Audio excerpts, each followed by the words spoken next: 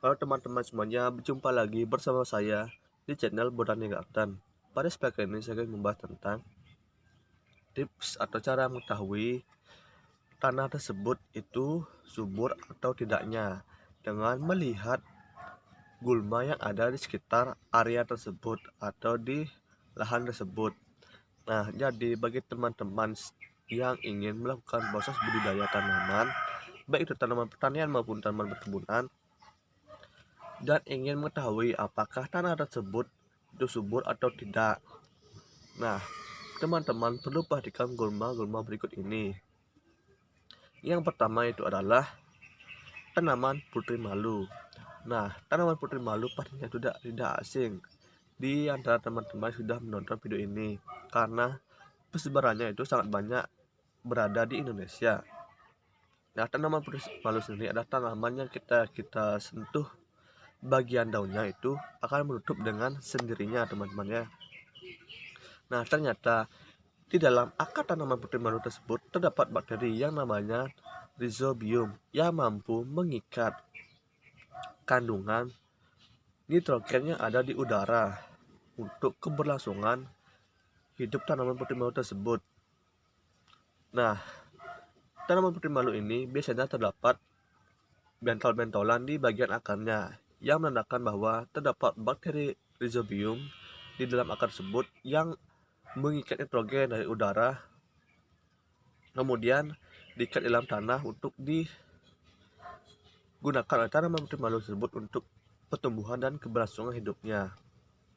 Nah, biasanya tanaman putri malu tidak akan mampu atau tidak akan mau tumbuh dengan subur di daerah yang unsur haranya itu minim teman-teman ya. Jadi tanaman putri malu ini sangat bisa kita jadikan sebagai indikator atau pengukuran bahwa tanah tersebut maksudnya itu subur atau tidak. Kemudian yang kedua yaitu adalah tanaman rumput gajah. Nah, dikarenakan tanaman rumput gajah ini membutuhkan kandungan nutrisi yang sangat tinggi atau banyak baik itu unsur hara mikro maupun makro untuk keberlangsungan hidupnya. Nah, dengan kita melihat bahwa di daerah tersebut itu banyak terdapat sekali rumput gajah yang tumbuh secara subur, maka itu juga mengindikasikan bahwa tanah di daerah tersebut atau di sekitar daerah tersebut itu subur teman-teman ya, karena terdapat banyak sekali unsur hara. Kemudian yang ketiga itu adalah tanaman jenis keladi-keladian teman-teman ya. Biasanya tanaman jenis keladi-keladian itu yang liar itu biasanya membutuhkan unsur hara yang banyak untuk keberlangsungan hidupnya teman-teman ya, yang nantinya unsur hara ini akan berperan penting dalam pembentukan umbinya nanti. Nah, jika di suatu tempat terdapat banyak sekali tanaman keladi yang umbinya itu besar teman-teman ya, itu juga menandakan bahwa tanah tersebut itu subur dan kaya akan unsur hara. Nah, perlu teman-teman juga ketahui beberapa hal berikut ini. Saat kita melihat tanaman yang ada di sekitar daerah tersebut, dan saat kita melihatnya atau melihat daunnya itu berwarna hijau, apalagi hijau pekat teman-teman ya, itu menandakan bahwa di daerah tersebut itu biasanya terdapat banyak sekali kandungan nitrogen dan unsur hara yang mencukupi. Biasanya ketika di daerah tersebut gulmanya itu merupakan daun berwarna kekuningan, itu biasanya tanah tersebut itu minim akan kandungan unsur hara, terutamanya adalah nitrogen teman-teman ya. Dan kemudian lihatlah di sekitar daerah tersebut apakah tanaman gulma atau rumput yang tumbuh itu mampu tumbuh secara merata atau menyebar, apakah hanya di beberapa titik tertentu.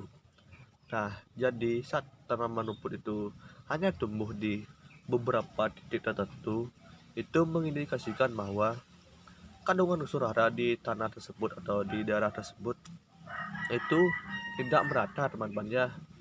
Hal tersebut dibuktikan dengan adanya gulma yang hanya tumbuh di beberapa titik tertentu, dan juga dipengaruhi oleh kondisi kelembaban tanah tersebut tentunya teman-teman ya. Karena misalnya jika kelembaban tanah tersebut juga tidak merata, maka gulma di daerah tersebut itu tidak tumbuh secara merata teman-teman ya. Oke, jadi sekian dulu pembahasan dari saya, dan apa yang sudah saya bagi ini semoga bisa menjadi manfaat bagi teman-teman yang sudah menonton video ini. Dan jika seandainya teman-teman yang menonton video ini terdapat pembahasan saya yang kurang bisa dipahami atau mungkin kurang jelas, itu teman-teman bisa tanyakan di kolom komentar. Nanti saya akan bantu lagi jelaskan satu persatu. Dan jika seandainya teman-teman memiliki permasalahan, baik itu tanaman pertanian teman-teman ataupun tanaman perkebunan, itu memiliki permasalahan seperti diserang penyakit, hama ataupun sebagainya, itu teman-teman bisa tanyakan di kolom komentar. Nanti saya akan bantu carikan solusi atas permasalahan yang sedang teman-teman alami. Oke, jadi sekian dulu pembahasan saya pada video kali ini, dan saya mohon maaf jika suara saya ini kurang jelas teman-teman ya, karena saya lagi pilek. Dan jika ternyata terdapat tutur kata saya yang kurang berkenan, saya mohon maaf sebesar-besarnya, dan sampai jumpa di video berikutnya.